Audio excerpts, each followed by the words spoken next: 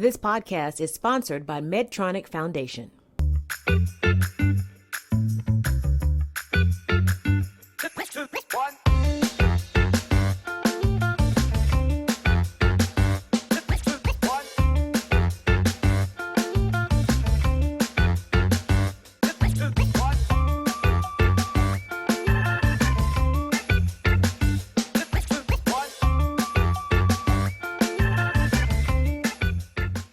Hello everyone, today we're broadcasting from downtown Atlanta at the Johnson STEM Activity Center, otherwise known as JSAC, where students learn how to design and build robots, write code, perfect their gaming skills, take computer classes, and, of course, have fun. My name is Sophia Huynh, today's guest podcast host, and today I'm very honored to talk with my amazing guest about the journey of their career and how he broke barriers in the world of STEM. Today's guest does it all. He's an American inventor, mechanical, nuclear, and aerospace engineer, and the entrepreneur of more than 140 different patents.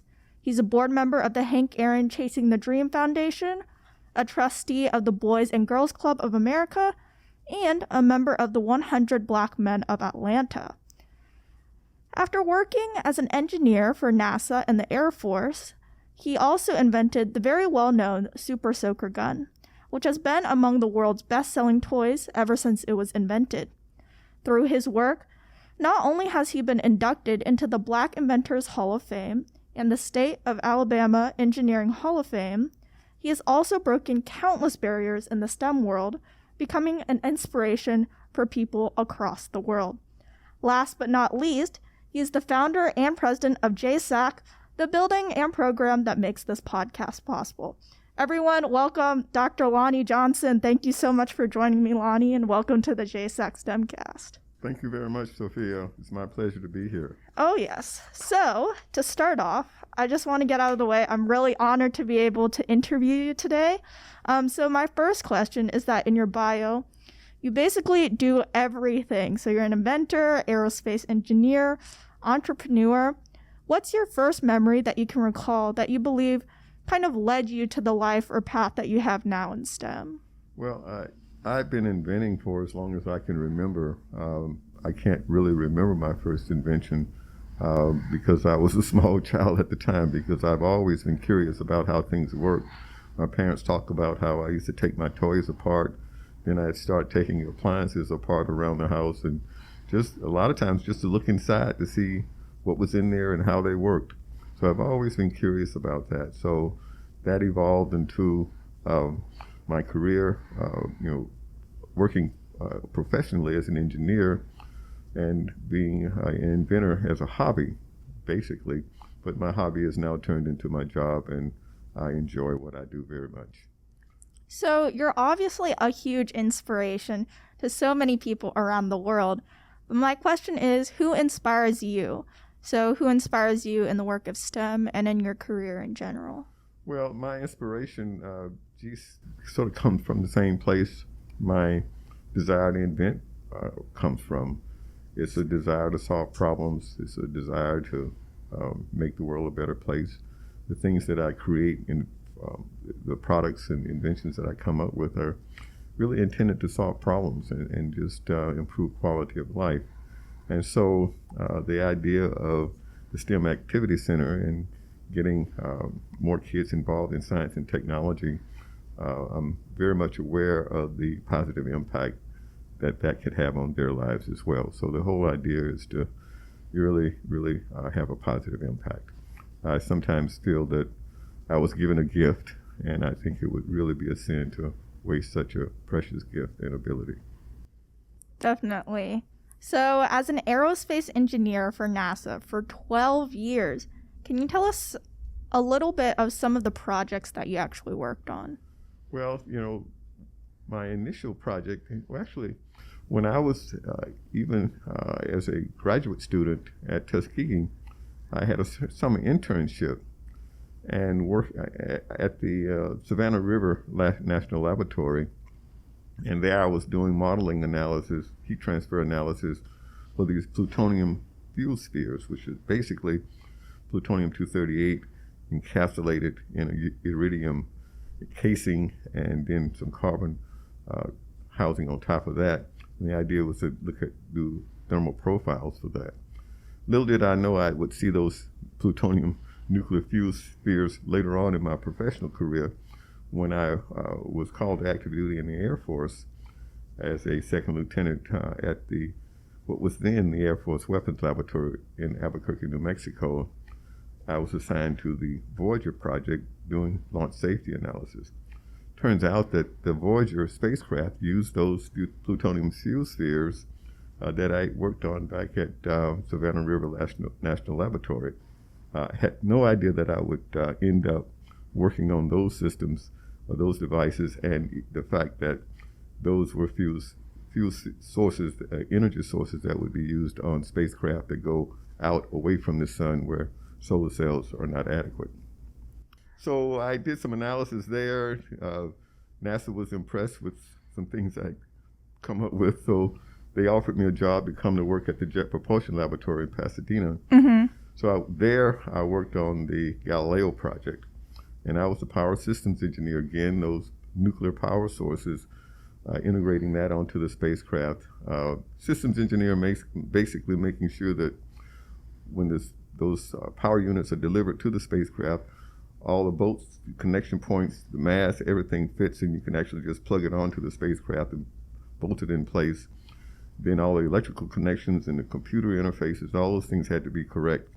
So making sure all of that was going to work literally years before the components were finally built, because the components of that spacecraft and many others are literally built in different locations around the country and even around the world. And people are working on the design for a long time. And then one day, everything gets delivered to the Jet Propulsion Laboratory to put the spacecraft together, and it all has to fit like a very, very intricate and sophisticated, precise puzzle. And so making sure the puzzle came together was part of what I did as a systems engineer. Then I went back to the Air Force and worked on the stealth bomber program back when it was highly classified. Then left there, went back to JPL, and then I was a fault protection engineer on the Cassini mission to Saturn. Fault protection engineer means that I was the guy basically that made sure that if something went wrong with the spacecraft, if there was a failure, we would be able to recover from that failure and successfully accomplish the mission. I like to refer to that as making sure ET can call home. So while you worked for NASA, you actually invented the Super Soaker at home in your spare time. So what was the Super Soaker actually intended for something? Was it intended for something different that it's used for today? Well, people talk about the invention of the Super Soaker being accidental, and I take a little bit of an exception from that, with that rather. I was working on a different invention at the time. I was working on a heat pump that would use water as a working fluid. And so I made these nozzles, and it had them hooked up to the bathroom sink. And the powerful stream of water inspired me to design or invent a high-performance water gun. So from that inspiration, I put that project aside and started working on a super water gun. The idea was to be able to have a water gun that would hold a lot of water, shoot a very powerful stream of water a long distance. So I used my engineering know-how to design a high-performance water gun, and it turned out. And that was another example where I used engineering know-how and applied some mechanics and things like that. And it took a few weeks to make all of the components. And then once all the components were made, I got to put them together. So I machined parts out of plastic and things like that, and literally used super glue to put the whole thing together. And once I put it together, got it together, had the pump on there and everything. The pump, the valve, the nozzle, the trigger, the handle, all the components had to be made independently, including the housing that held the water under pressure. And then I pumped it up and then fired it for the first time, and it was really gratifying to see it work so well.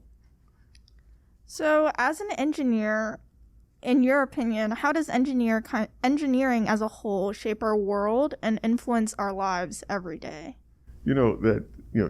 When I think about engineering and the impact that engineering has, I can't help but think back, engineering existed before we called it engineering, back in the,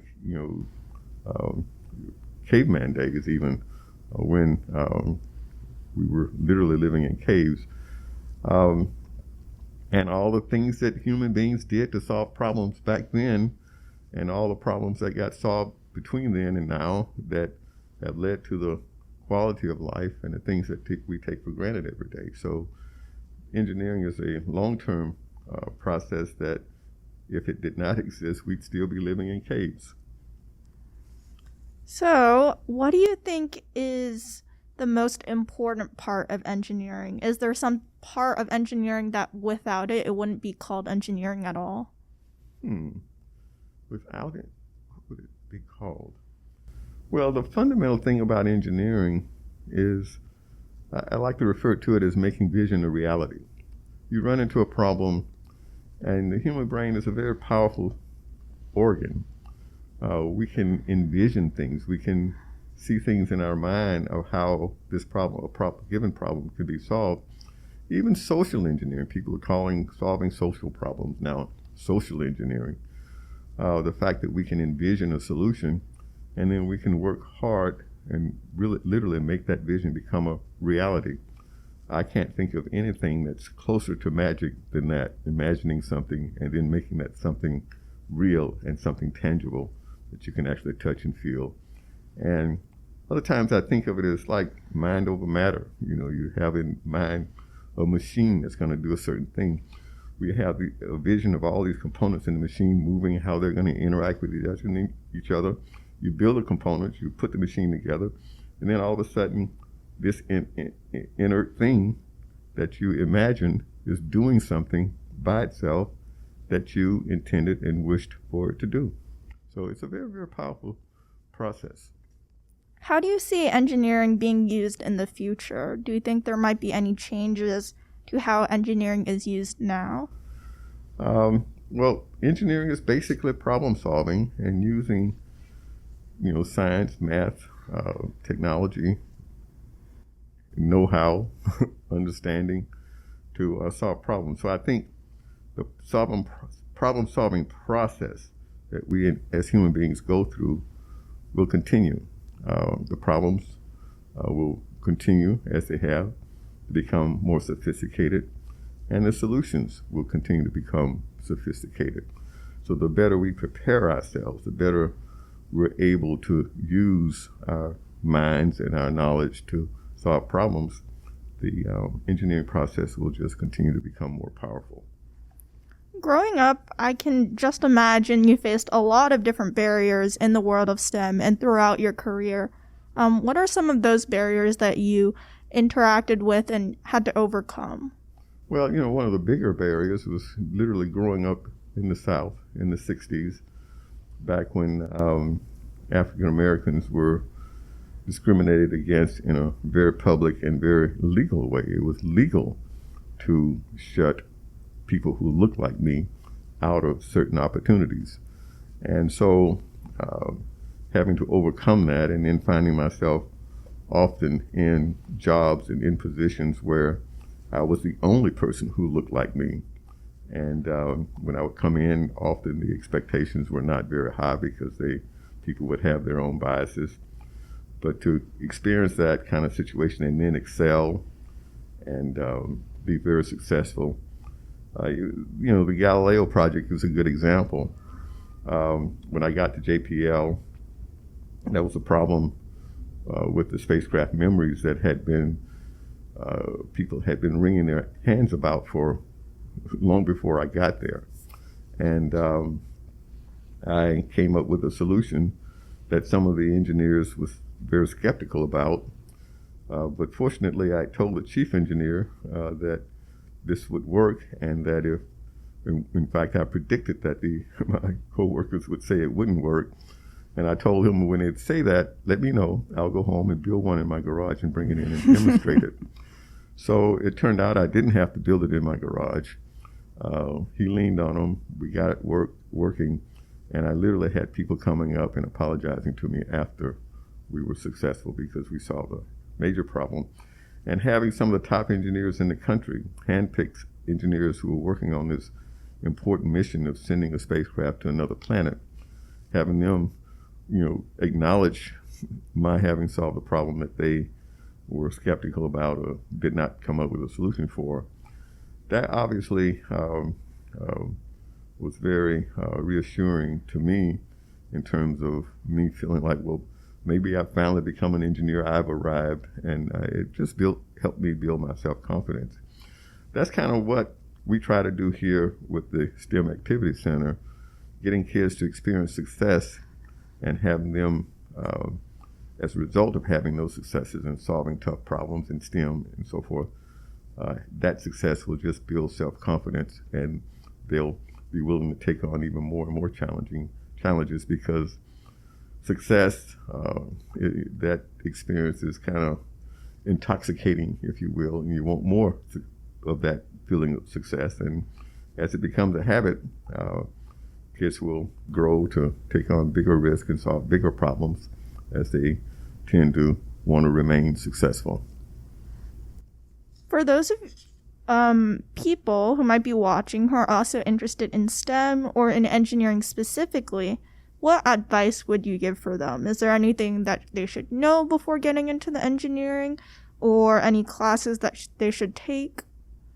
I think the most important thing to remember about engineering, I don't think it's the classes per se as much as it is the desire to learn and understand. My mother used to tell me when I was a kid, and when I would be unhappy about a grade that I got, or I felt like a teacher was unfair to me, she would say to me, it's not the grade that's what's important. It's the knowledge that you get, and what you put in your brain is yours. Nobody can take that away from you, and it's yours to use for the rest of your life. Only God can take it away. So that was very helpful to me in terms of me remaining focused in light of a lot of challenges and setbacks and disappointments. So I would say the most important thing is having a desire to learn and persevering and not being discouraged or giving up when things get difficult. Is there a process that you go through when inventing something new? For example, are there any different stages, like the brainstorming phase, prototype phase, testing phase for you? Well, yeah, you go through all of those phases. When you have an idea or a vision, obviously you've got to turn that vision into a reality. You want to end up from the idea point with something that's sitting on the table and actually working. So you got to solve all the problems from here to there if you want to achieve. And so, again, what you cannot do is give up along the way. Sometimes I describe what I'm doing as like, and I've heard other people describe it as well, it's like peeling an onion. You don't get to see the next layer until you pull that layer down. So it's a series of solving problems and moving forward with accomplishing your goal. So, kind of what we just asked for engineering, what do you think is the most important thing when it comes to inventing? Are they kind of both in the same or a little bit different? Inventing, obviously, is looking at things in ways that they had not been looked at before. But it really comes down to the same thing of solving problems. Problems are, I've heard the expression, a problem is the mother of invention. So I would say to those people who are inspiring to be inventors, to solve a problem. Sometimes you can come up with ideas for doing things, and then you've got this idea, you even make a device that does a certain thing. Then you go and look for the problem that it's going to solve, and you try to build a market and create and market it in a way that people will feel that they need it or want it. But if you have a problem that you solved, and it's a problem that everybody acknowledges already that, hey, we need a solution to this, then you've got something right off the bat where you don't have to try and convince someone they need it. They automatically know they need it when they see it. The Super Soaker is an example where Laramie was already manufacturing toy guns, and they'd even made toy water guns. So when I came in with my water gun demonstrated it, and the president of the company saw how well it worked, to the point where he looked at the stream of water and said, wow. He was very excited. I captured his imagination. He already knew what the market opportunity was. I didn't have to explain that to him. So coming up with something better mousetrap, solution to a problem, that's where you should focus, as opposed to just coming up with an idea that nobody else came up with. A good idea, a unique idea, it could be a great idea, but the question is there a need for it, and how big is the need? So to be successful, address a real need or a real problem. So you have over 140 different patents. That's really an amazing feat. But for people who might not know, can you explain what a patent is and why it's so important, I guess? Yeah, the short answer to that is that it's a legal document like a deed to a property. Once you own your house or your property, it's yours and nobody else can use it. You can rent it out. You can have tenants come in and pay you rent to live in your property. And that's usually what people do. They'll collect royalties on their patent because you have something that's described in a technical way that nobody else can use or do without your permission. And of course, just like property, you can sell it. You can sell a patent for, a bunch of money, depending on what value people perceive it to be. You're just like property, location, where it is, how large it is, things like that will determine its value. Well, this patent has its parameters as well. What is the economic impact? How much, if I made this, how much money could I make? Or what's the market opportunity? And things like that people will look at it and come up with a value and decide what they're willing to pay for it. For me, my preference is to license patents as opposed to selling them, and sort of ride the wave, if you will. Selling it, you can get a certain amount of cash up front that's going to be negotiated based on the buyer's perceived value. They'll offer you a certain amount, blah, blah, blah. And then once they get it and they're moving forward with production, it could be huge. Super Soaker generated literally billions of dollars in sales. If I'd sold that patent for what I could have perceived as a lot of money at the time, I wouldn't have gotten to ride that wave, and my income would have been less. So I decided to take the risk, big or small. It could have been a flop, which meant I wouldn't have made anything. But then if it was hugely successful, I would do well with it. And so that's been my philosophy of licensing as opposed to selling. So for so many different patents, do you have any favorite ones or any top 3 favorite inventions in mind?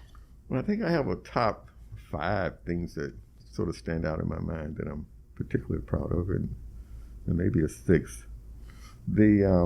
When I was in high school, I built a robot back in 1968 that really was a significant accomplishment. At the time, I did not realize how significant it was. And even now, when I look back, I'm like, wow, that was something else. It was a fully remote control robot.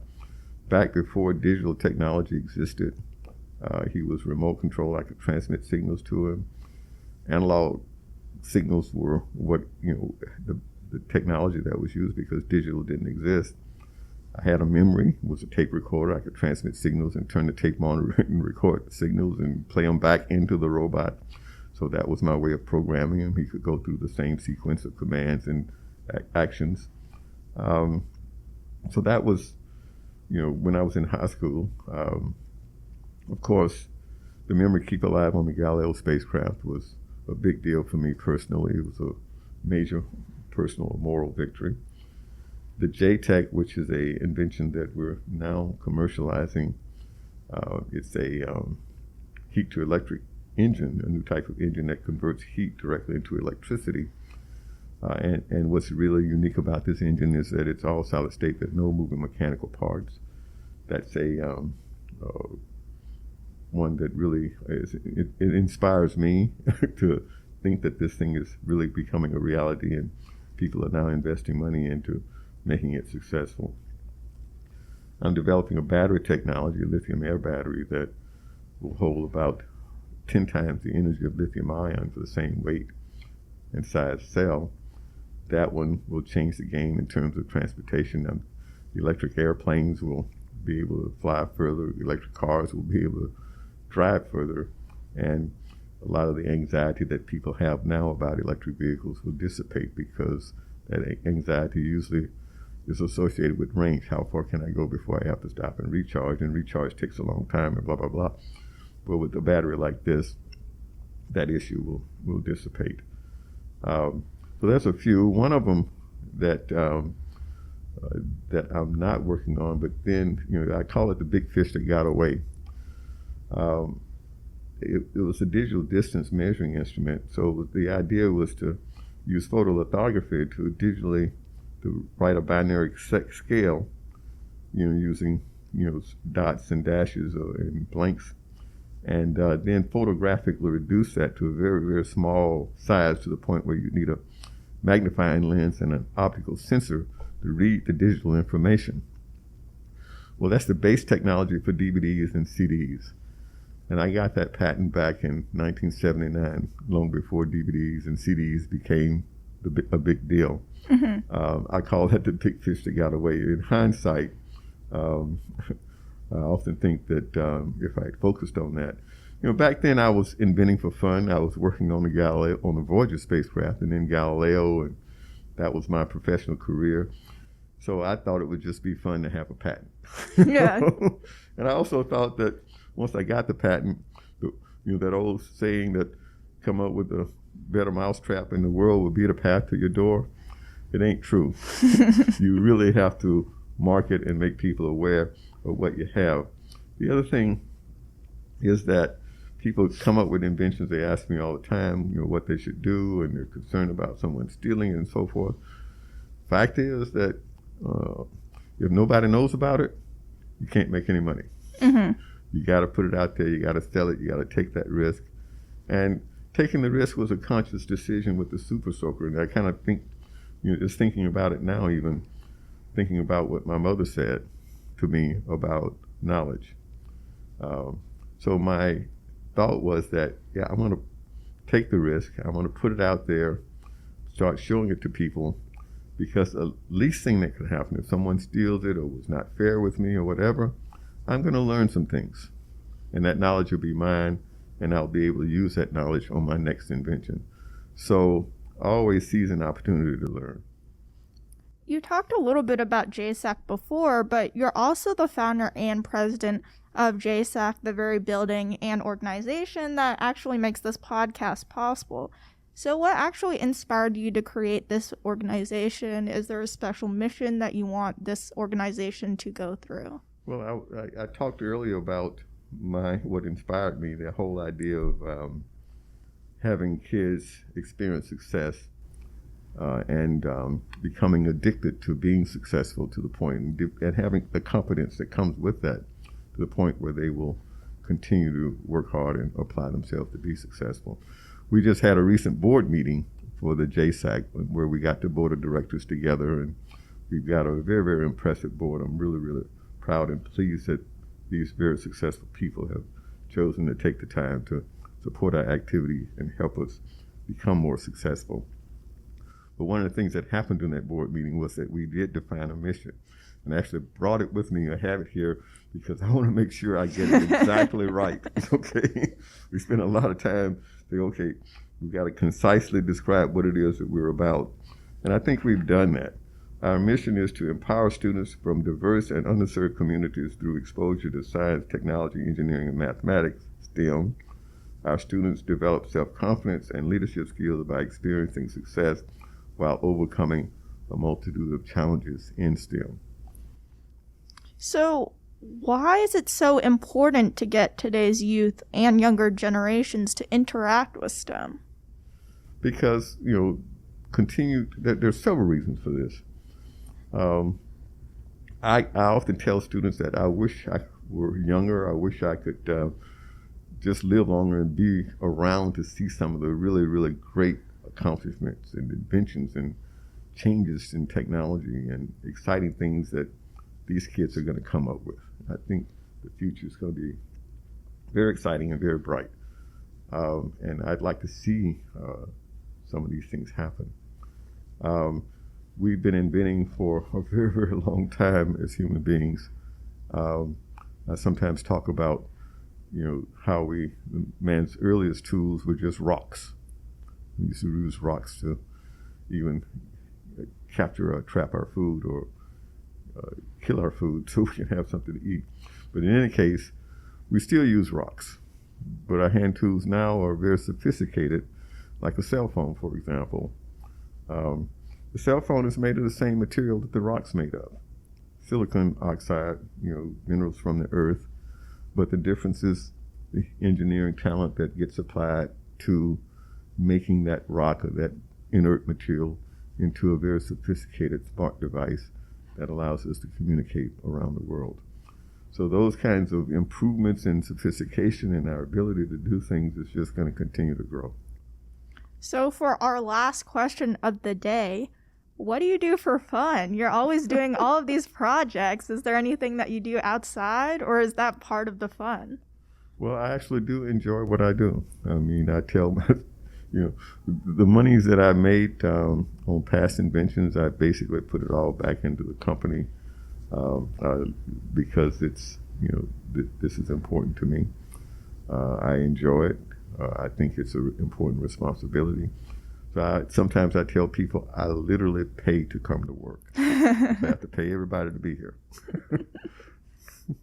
Well, thank you so much for being on this podcast. It was a pleasure to talk to you. My pleasure. Thank you so much, Sophia, for inviting me.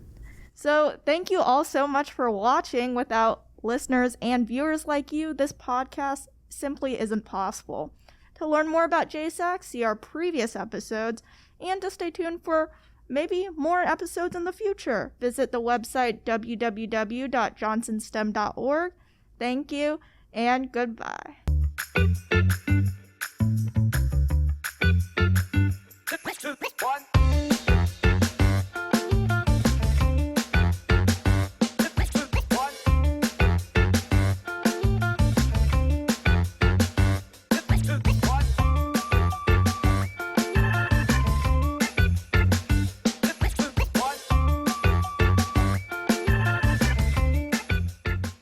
Thank you to our sponsor, Medtronic Foundation, for supporting JSAC.